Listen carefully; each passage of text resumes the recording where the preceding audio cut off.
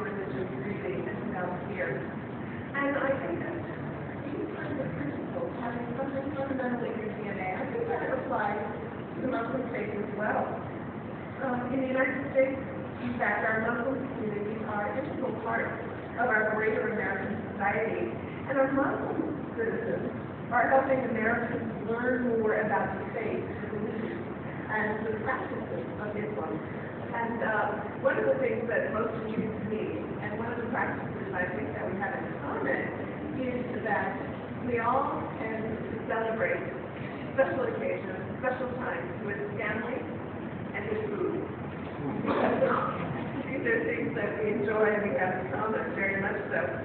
So I think it's particularly fitting that at Ramadan, this very special time, in the United States as well as in Pakistan, many mosques and homes open themselves up to welcome friends and neighbors in celebration, to unite under common beliefs, common faith, common values, things like peace and charity, equality, generosity.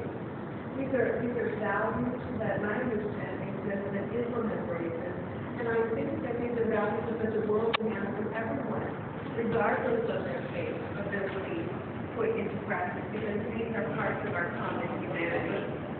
So American Muslims, like Muslims throughout the world, typically make a very special effort to increase their charitable work throughout Ramadan.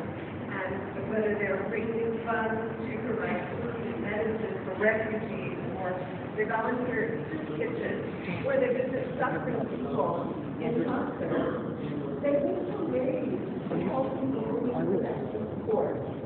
And I think that is a very fine example for people of any faith and any belief to respect and to emulate at any time of the year.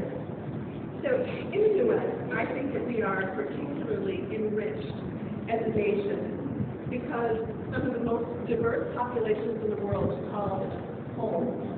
And this is very true of our Muslim population as well. It includes people of almost every ethnicity, from every country, from every school of thought.